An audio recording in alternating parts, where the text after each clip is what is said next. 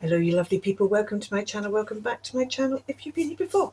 My name's Kirsten, this is where I art and craft, and today this is where I am doing the CCC JLC, the Creative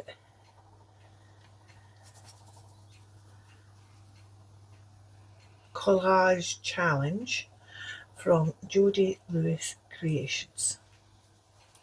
And I was going to just do this and then come back later on and say I've already made these cards, but I actually thought I wanted to have a wee word with you, so I thought I'll just do this and talk to you at the same time. And I've nearly already finished one and I haven't really said anything apart from hello, which is very important, and thank you, which is even more important.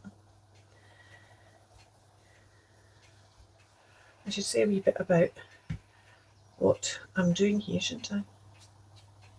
Let's do that first.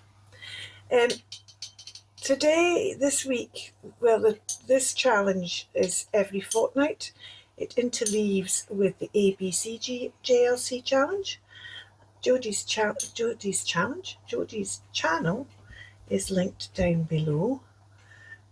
These are neons, and they just stay so much, a little bit in the brush, and then they hang in the water.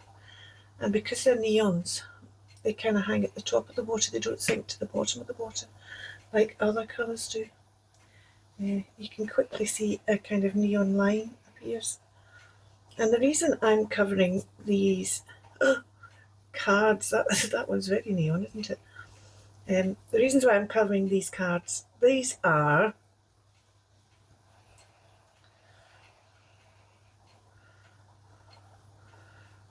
watercolour postcards, which I've torn in half, and I've torn it so you see the torn edge, and it's kind of, the paint's kind of soaking into that torn edge, so it gives it a slightly darker, different effect along the, that's a really good tear because you've got kind of layered effect along the torn edge.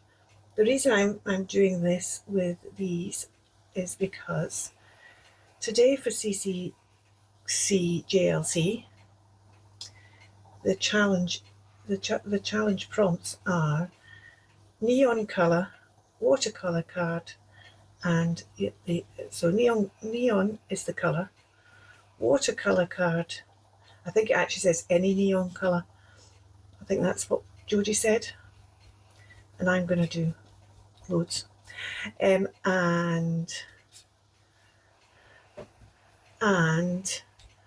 the moon is the item. The moon is the image, the item, the image, the item. Watercolour card is the material.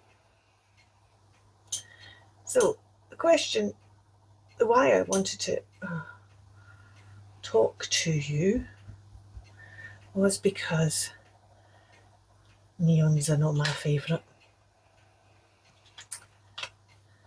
And I thought, yeah, okay. Also, you might not have watercolour paper or watercolour card. We don't want you going out and buying something that you don't need and won't use other than for one challenge. I mean, if you're thinking, oh, I need to stock up on my watercolour paper, this is the time maybe to do it. I've got too much wet in that. Let's just get a bit more richness to it. There we go, that's better. Oh, dearie me. There's noise going on outside and it's just distracting me. I hope it isn't distracting you. It's distracting my train of thought. Yeah, so I wanted to say a few things. That's basically what I'm trying to do, is say a few things. Firstly, if you don't have watercolour paper, just use any absorbent paper. So if you've maybe got a bit of blotting paper, a bit of, well, it depends, if it's a bit of kitchen paper would do. Any absorbent paper. The reason that the watercolour paper is on this week is because of the different properties it offers. and that is to do with its absorbency. And oh, that's got a bit of the red still in it, isn't it? I need to clean this water. I'll be right back. I should have cleaned this brush separately, shouldn't I? That would have been sensible. Oh well, never mind. There we go, look, I see that's much more. It's funny because the other colours are neon as well, but it's much more neon when it's just being its true colour. And I've forgotten where we got to. Oh yeah, so yeah, just get a paper that's absorbent. Don't worry if you haven't got watercolour paper. That's one. The other thing is neon. Yeah, right, well, it's hardly my favourite colour either. And here I am painting 6 swatches. Oh, I didn't say that, did I? This is my copy from watercolour paint set. It's a really nice paint set. It's got a right mix. It's got some shimmers down the bottom. It's got the neons, and then it's got a good basic range as well. I don't use it an awful lot, but it's a good paint set to just grab when I'm doing some mixed media or whatever, because it's got most colours that I would want in it, and also neons, which I usually don't want in it.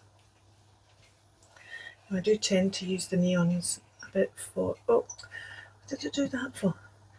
A bit for splashes, but I've also got neon ink, so I tend to kind of use that more, well, especially because I've got the neon orange and the neon green.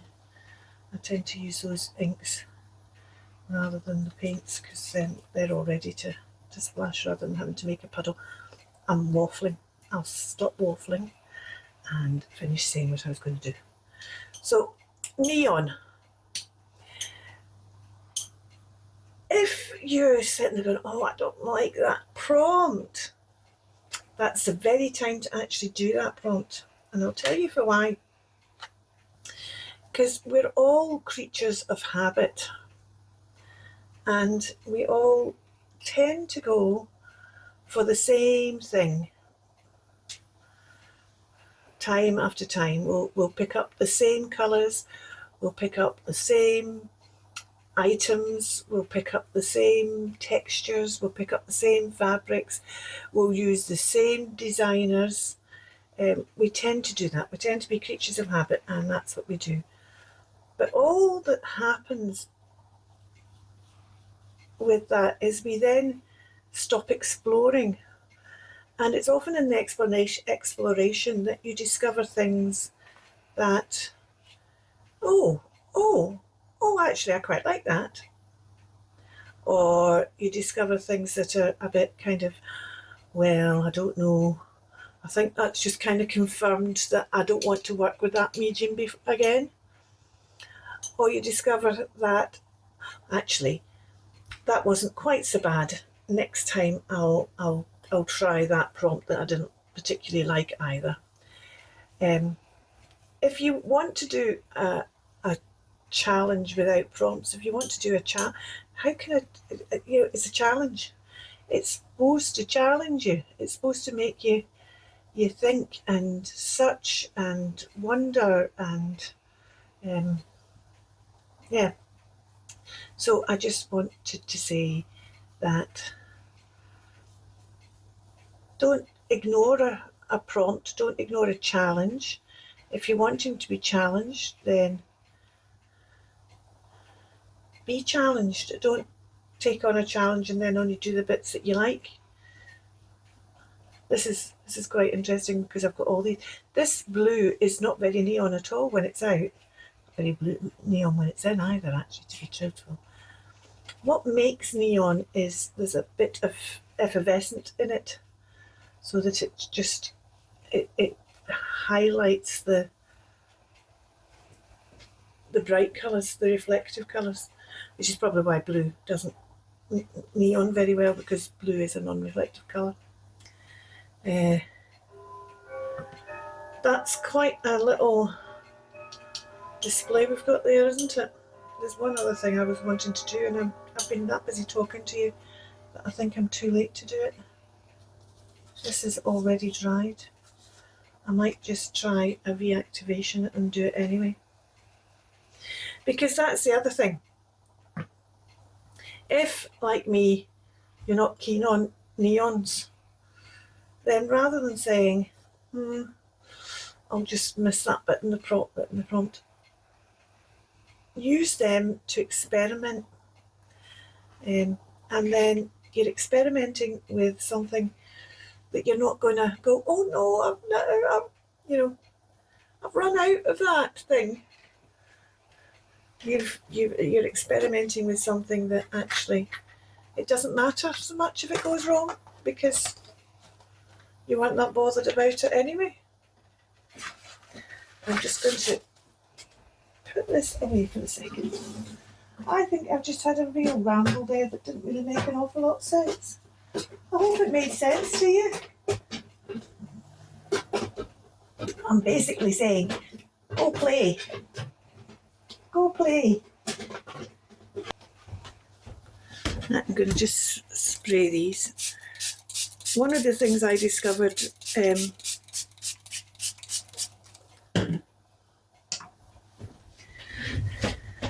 when I was doing my tidying, which is not quite finished yet, was this tub of sea salt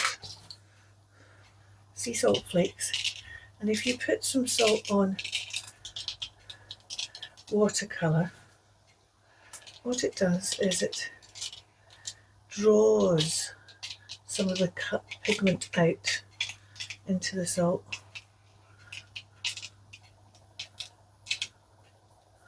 That's probably enough.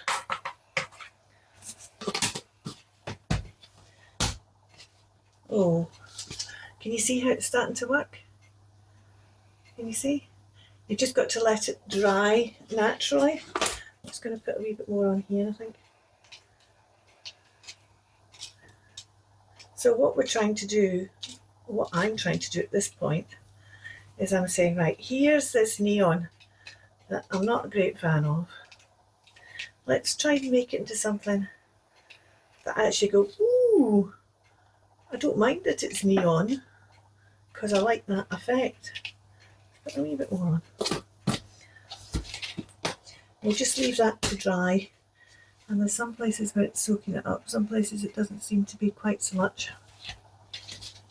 Now clearly I've got a big tub of salt like that, so I know what's going to happen. But if you don't know what's going to happen, you can have great fun if you've got neon paints and some watercolour paper. So once these are dried, I will be back to actually make my card, and it will incorporate this postcard of the moon. I just love it peeking through the clouds like that.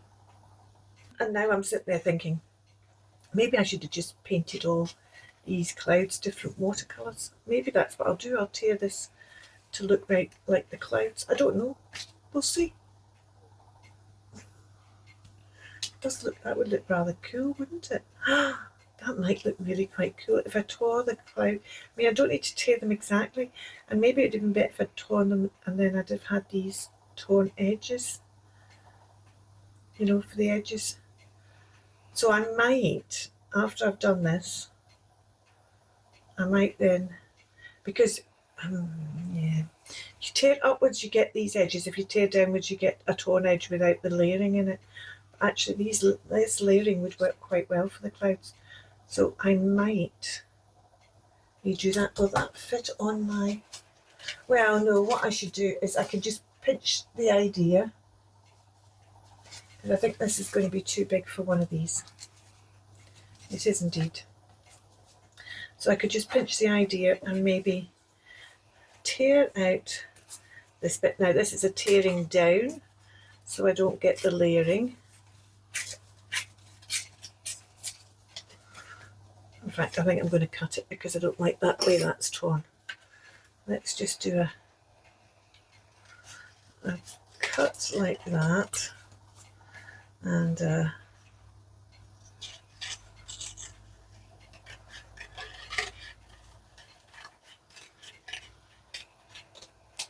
cut like that. So we'll put that across there, and then we'll see, we don't tend to use the whole card though, do we? So let's just cut off the edge. Cut off the edge.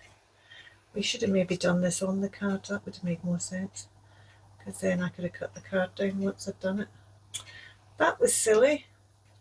That's because I'm jumping ahead of myself, isn't it? And then we can make watercolour clouds. This has still got wet.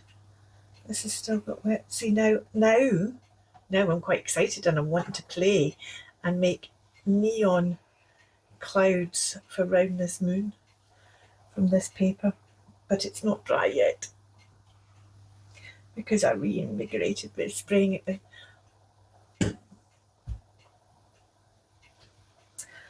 Oh well, I will be back later. I'm back. These are now dry, so all I'm going to do is knock the...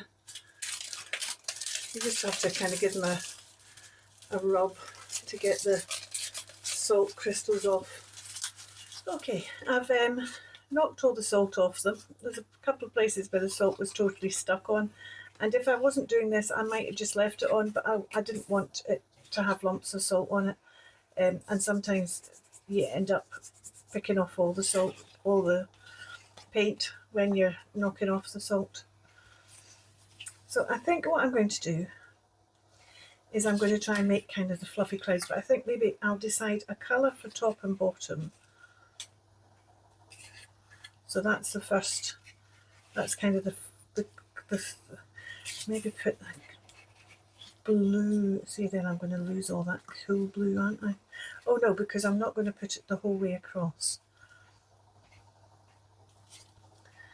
because then I'll put some other clouds on top of this. And what shall we do in the bottom half? Should we do this green on the bottom half, or do the yellow? Do the yellow on the bottom half maybe?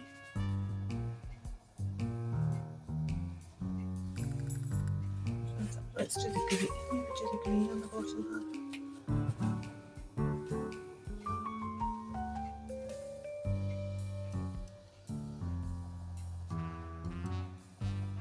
Yeah, right, I think I'm going to do that. So, let me think. I'm trying to think this through. There's still kind of salt bits on there. Or do I want to just tear all the clouds separately? I think I'm going to tear them all separately. And then I can lay it over the top of there. Yeah. Don't lose that lovely bit. So let's start by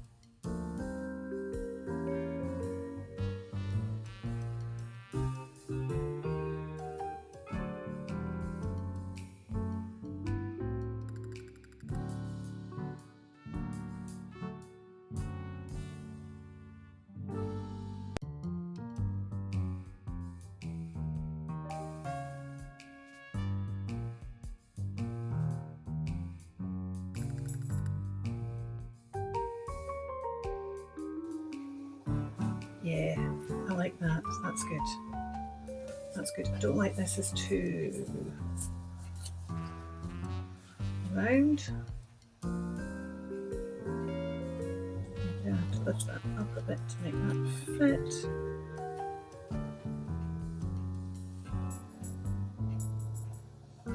Okay, so these bits I'm not using. I'll just put them over there just now, because these bits I all need to colour again along the edges of. and then let them dry again.